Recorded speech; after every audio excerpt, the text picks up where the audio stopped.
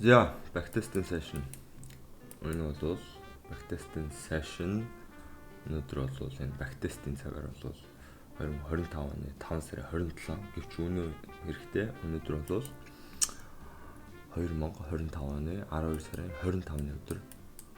25-ны өдөр гэдэг нь болохоор Christmas Day. Өнөөдөр бол Christmas. Merry Christmas. Хэрвээ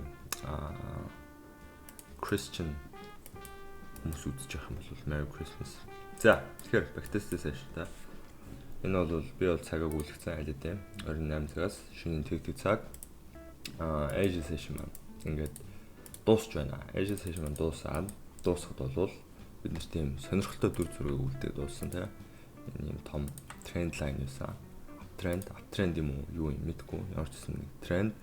Энэ тренд болохоор энэ бол миний info line биш байна. Info line ашигладаг тренд лайн биш. Fact trend line. За, ингээд доош эвдээ ороод ирсэн тийм үү. Энийг бол би manipulation гэж харж байна. Яг тэр ханш маань өсөө гараад ирсэн. Дэшээ. Бүүм. Асар хүчтэй өсөө гараад ирсэн. Тэгээд бид нэр энд авах ёстой buy side liquidity яваа тийм үү. Энэ бол маш том buy side liquidity. Энэ buy side liquidity-г авлаггүйгээр ханш маань нэгсэндээ энд break of structure хийсэн нь үн эрэхтэй энэ manipulation байх магадлал асар өндөр. Энэ юу вэ? Нэг би болов шүү дээ. За trend line.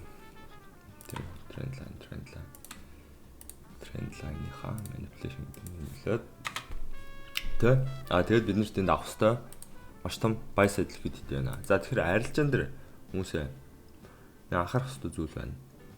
Тэр нь юу вэ гэхээр аливаа нэг юм market structure shift харахлаар л энэ бол market structure shift те. Эндээс би одоо ингээ арилжаанд орно. Энэ бол ингээ break of structure энэ хаяг энэ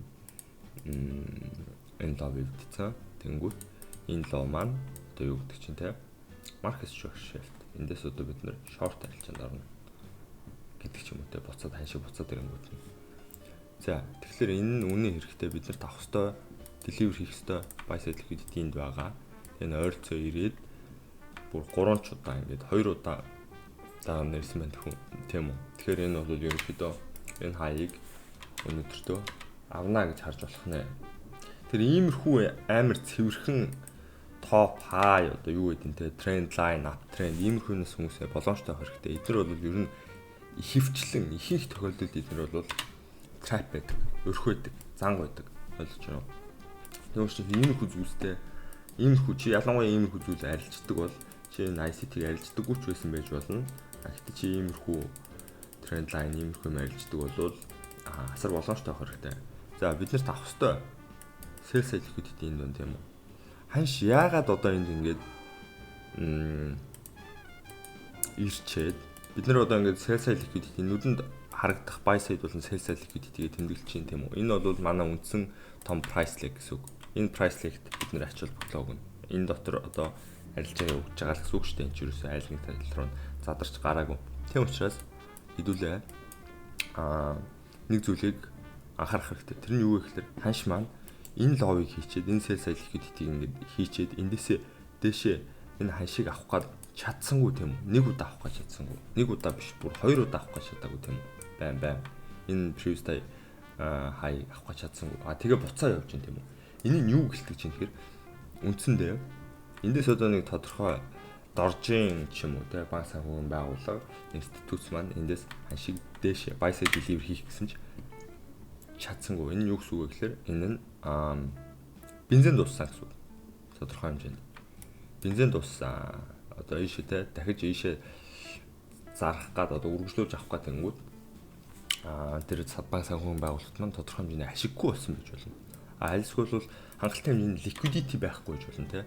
Тийм учраас энийг ерөнхийдөө зүгээр бензин дууссан гэж хэлдэг нь болохоор liquidity-г болцоон ч гэж ойлгож болно. Эсвэл бол банк санхүүгийн байгууллага маань энийг үргэлжлүүлээд дэшээ бодлож авахд тодорхой хэмжээний ашиггүй нөхцөл байдал үүсгэж байсан учраас хашман буцаж эндээс ч юм уу аль нэг тодорхой sell side liquidity-гээс ирж liquidity авч үндсэндээ бензинээ авдаг гэсэн үг. Бензиний хомсдолд ордог гэдэг шиг. Ойлгож байна. Одоо энэ ловыг өөрөө ингээ эвдээ ороод ирсэн болохоор маш олон тооны арилжаачдыг sales side одоо delivery хийхэд хүргэн тийм үү. Маш олон тооны арилжаач тийм. Одоо эндээс ингээд market shift болцсон учраас бид нэг зарнаа. Тэ бид нар энэ triple top хийцэн. Энд бол одоо support барьсан. Бид нар энийг эвднэ. Одоо бид нар үргэлжлүүлж зарнаа гэж харж идэг. Тэр ямар нэгэн sales side тэр ямар нэгэн зарах short order-ыг ашиглаад манай smart money өөрсдийнхөө long сахилгыг зах зээлд шахаж байдаг. Тэгэхээр ер нь бол бид нар энэ хаяыг эвдэхийн тулд энэ ловыг бол эвдэрнэ гэдээ харчаад болох нэ. Гэхдээ энэ ловыг эвдэхгүйгээр зүгээр эндээс ингээд энэ хоёр sales side-ыг автсан гэд хангалттай гэдээш яваад өгч болно. Тэр бол боломжтой. Тэрийг бол хинч үгүйсэхгүй.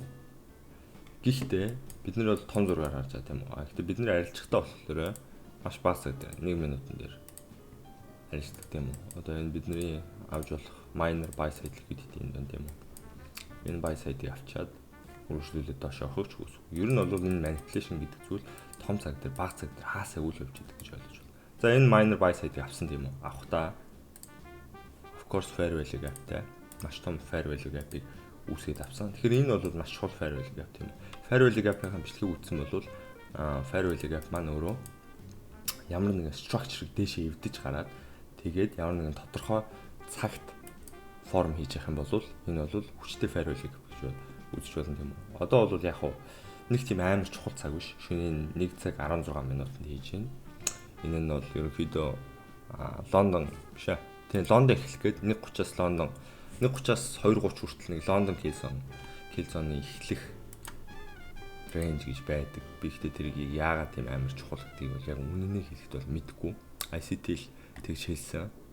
Учраас ICT итгэдэг учраас ер нь бол 1:30-аас 2 цагийн хооронд үүссэн анхны fair value gap гэх мэт зүйлсийг тэмдэглэдэг байх нэ. За энд бол бидний харж байгаа тийм энэ маш том чухал. Энэ minor buy side liquidity авсны дараа fair value gap авсны дараа хашаа зүйтэй ингэж орж ирээд энэ fair value gap-ыг мөрөгж чинь тийм үү.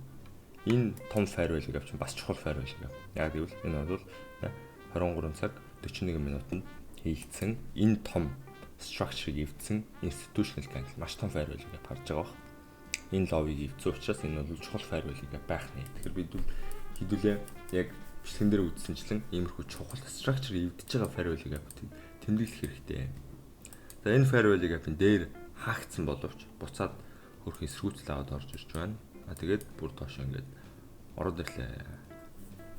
Энэ бол бас их жоохон сонин хөдөлгөөн байна. Амар юутай орж ирээд.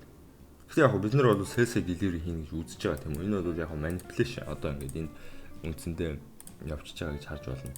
Эндээс ингээд энэ хоёр double topic аваад энэ бол manipulation гэж үзээд хэрвээ бид нэр арилжаанд орно гэх юм бол short position магадгүй эндээс энэ ч өөрөө бидний үндсэндээ энэ fair value гэм доор хаагдсан хэр энэ маань өөрөө ингээд energy fair value болоод stop loss тэр price leg-ийн дээр аваад тэгээд энэ dot-ын sales liquidity рүү дайрах юм бол 1 хэрцэх 200-ны 200-206 яг боломж. Яг зүгээр энэ дээр бол энэ бол нэг тийм амар гоё классик сетап бол биш. Гэтэ яг орж болох үз. Яг тэгвэл яг юм бол энэ том харлаа маань болохоор маш тийм хүчтэй эсрэгцэл орж ирж байгаа. Яг энэ fair value gap яг хэдий дээр нь хаагдсан ч гэсэн бас rejection аваад яг хаагдсныхаа дараахан зүйтэй дээш сэтэлчээд буцаж орж ирээд ингэж явж байгаа. Энэ дээр бол яг ингээд арилжаанд орохдоо 0.7%-аар арилжаанд орчоо. За тий лимит ордерын төгсөн. За тий харцгаая. За арилжаа маань бол идэвхсэн. Энэ бол бид нар арилжаанд орчлоо. Тэгээд энэ маань өөрөө ингээд бас том fair value gap болж байгаа. Энэ лам маань өөрөө бас fair value gap болж байгаа. Гэхмэчлэн одоо энэ бол нэлийн хүчтэй эсрэгцлийн цэг болох нь шүү дээ тийм үү. Ер нь бол чи энд их амар удаан цаг хугацааг өнгөрөөхийг харахыг хүсэхгүй хань шиг бол энд бол нэг тийм удаан ингэж яваад байвал бас нэг тийм сайн төхөө биш. Ингэж орж ирэх нь ч гэсэн бас нэг тийм сайн төхөө биш. Гэхдээ яг хань шиг үргэлжлүүлдэг зайн худлаа болчих шүү байна. Үгүй мө. Энэ price lag-ийн дээр нь авсан. Яг энэ fair value-ийн дээр нь хаагдал ингэж л байна. За юу ч тэгээд энийгээ тэгвэл жоохон татаад энэ рүү нь ортолчтой. Энэ яг юу тэг үргэлжлүүлцгээе. Энэ stop loss наа аврах нь та. Ер нь бол яг нэг иймэрхүү амар хүчтэй түрээд ороход ирэхэд бол альж байгаа хаартлаар бодож явах ёстой. Яг гэх юм бол уул нь бол ийм institutional candle нэг их ингэж дээрлхүүлээд ингэж яваад байхад бол их гоё биш ээ. За харж байгаа хаа. Энэ бол та бидний хоёр юм.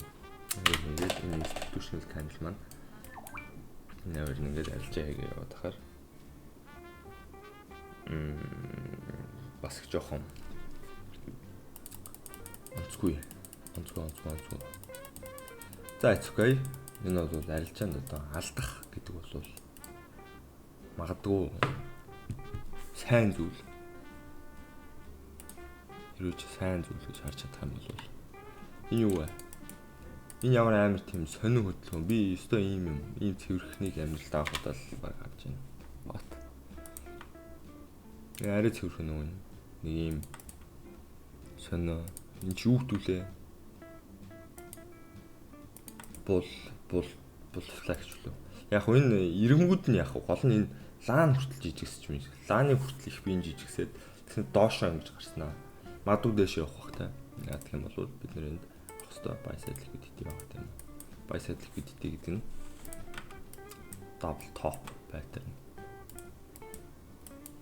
Доошоо энд manipulation хийгээд хэллүүд арьж ич болно. Гэтэ энд бол яг арилжаанд орох гэдэг бол амар хэцүү зүйл болчихлоо. Яг тэгэхээр уул нь бол би энэ sell side liquidity авах гэдэг нь гэж хараад байдаг.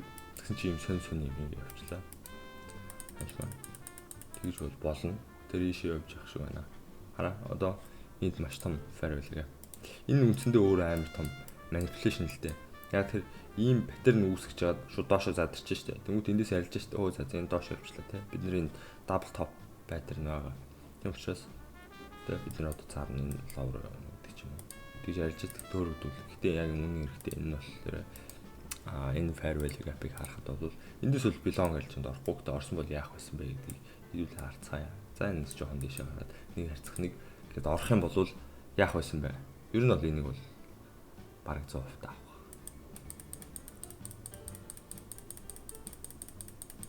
Гүм. За гүм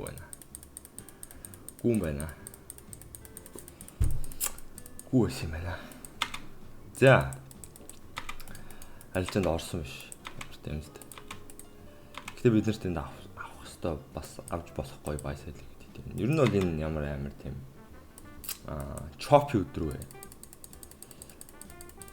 Asia low all ивдсэн. Тэгэл энэ хавтаа яваал байх шиг байна. Ер нь нэг Лондон дуусаад Лондонгийн маань kill zone болохоор шөнийн 2 цагаас сая 1:30-аас 2 хүртэлгээд ярьсан ч юм болохоор Лондон open гэдэг баха.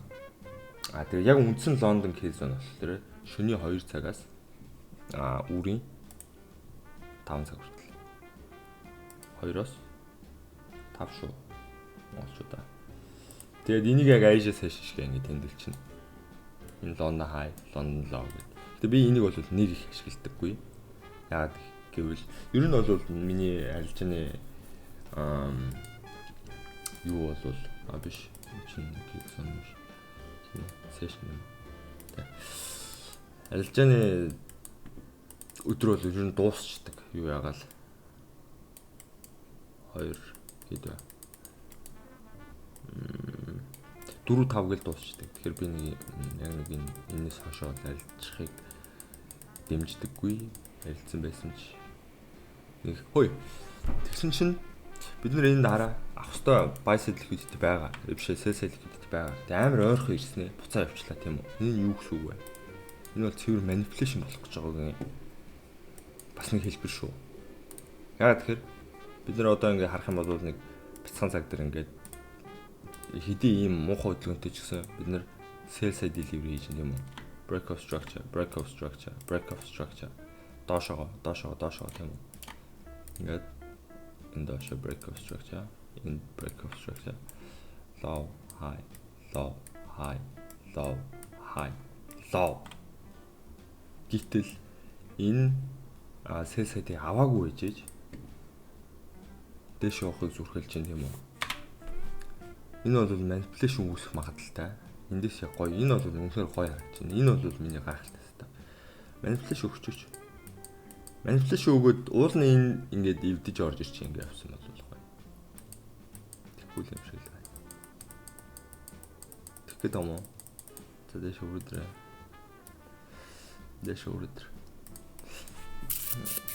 За одоо тэгэхээр энэ маань ингээд shift хийсэн гэсэн үг шүү дээ. Энэ нь энд болсон гэсэн үг. Энэ ловыг ингээд эвдсэн учраас одоо энийг буцаад эвдэж яг эндээс ингээд буцаад ирээд энийг эвдчих юм бол би арилж яана болоо. Дэшээ. За хараа эвдэг equal love. Дэшээ эвдсэн бол би short орлоо. Нэг миний арилж яана стратеги бол ер нь бол тийм.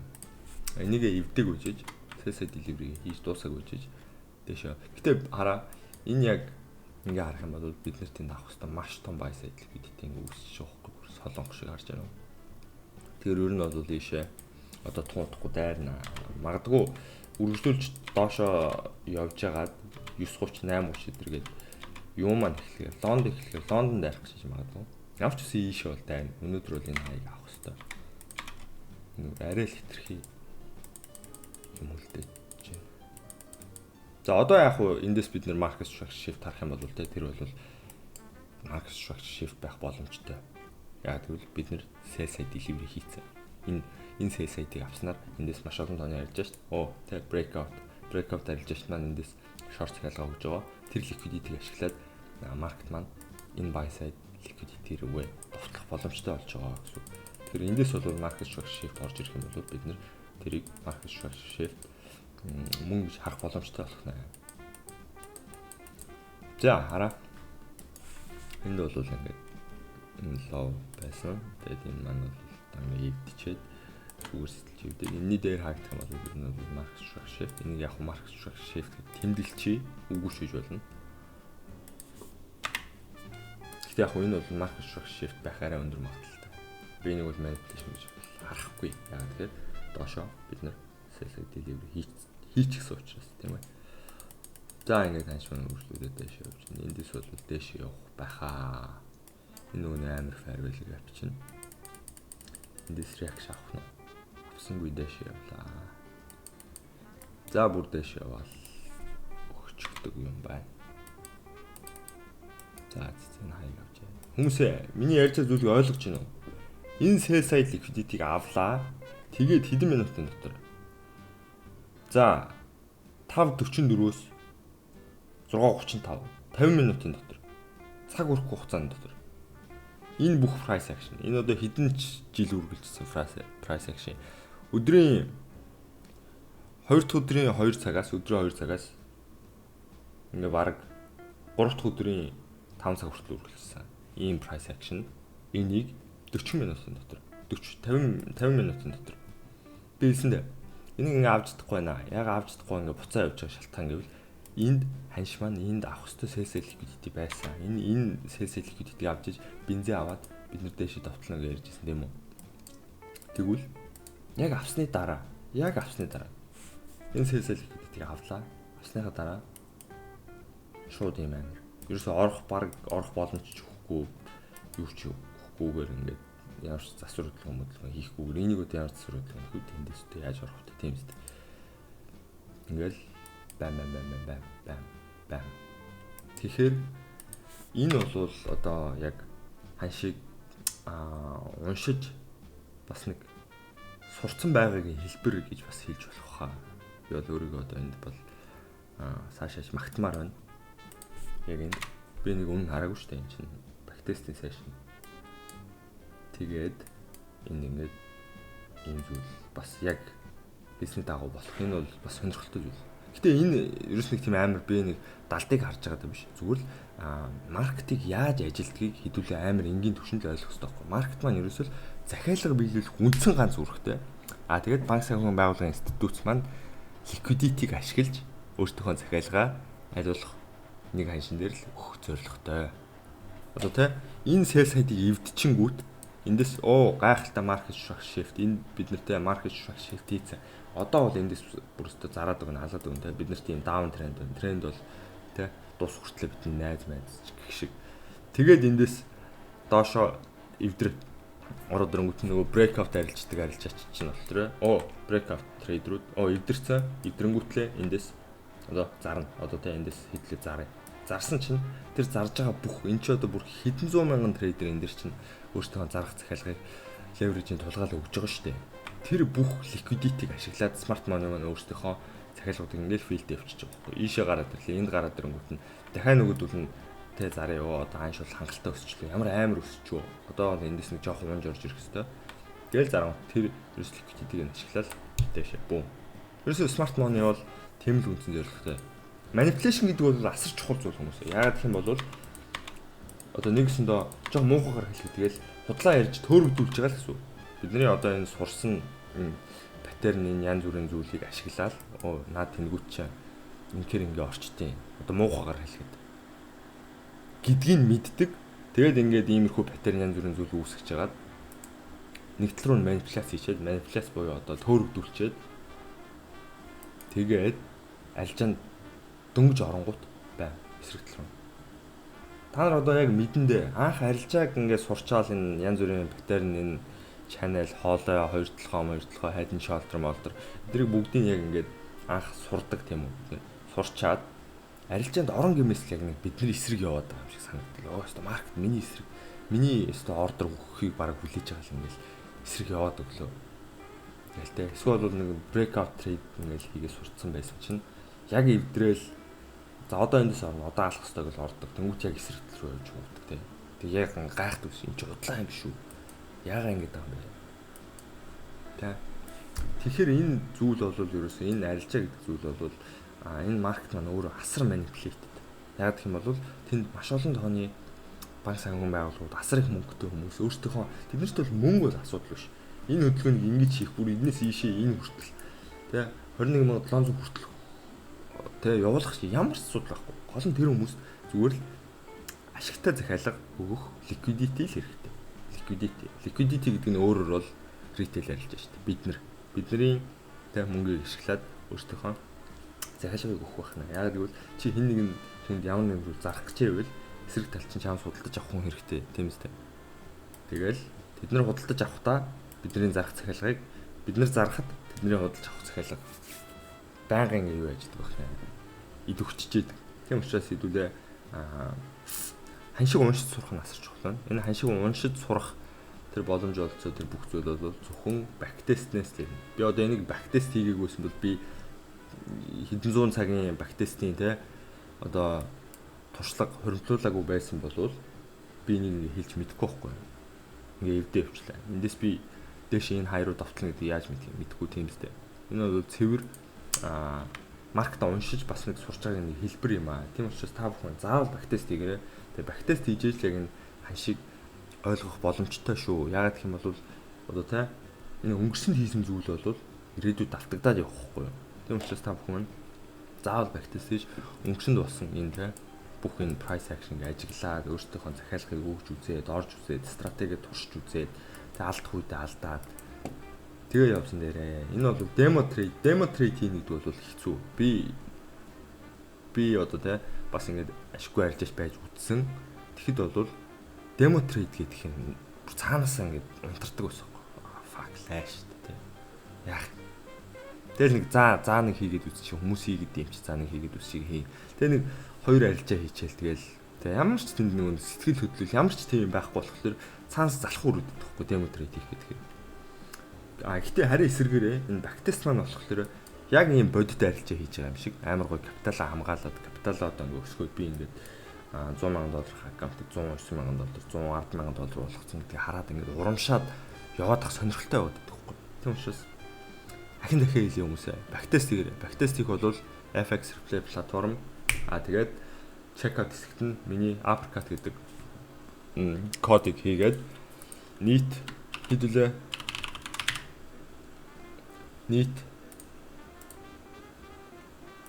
fucking 15% хөнгөлөлт идэх боломжтой байгаа шүү. Uppercut гэдэг нь бол нэг сарынх нь юу н эрх нь бүтэн жилээр навья шиг бүтэн жилээр навь гэх юм бол априкад экстра гэд оруулах юм бол юу ааш бүтэн жилийн 15%. Априкад гэдэг бол нэг сард $35 ч болов. Тэгээ априкад экстрагийн ашиглах юм бол яг үүндээ одоо 40% хямрал зарласан байна. Тэгэхээр тийм ээ. За тэгээд өнөөдөр бол нэг ашигтай альжаа хийсэнгүү. Яг үүндээ би нэг алдлаа. Гэтэ тэр алдагдвал чухал биш. Яг гэвэл би тэ ханшаа ингээд зөв уншиж чадчих юм гэдэг л чухал. Ханшаа зөв уншаад ингээд зөв таамаглал гаргаж чадчих юм. Тэрийг ер нь хүн мэдчих хад бол ганц нэг алдаа гаргаж болно. Тэрийг тэгээд засаа авчих واخгүй. Тийм учраас дараагийн бичлэгээрээ уулзцай. Тэгээд заа бактес тэгээрээ баярлалаа баяртай.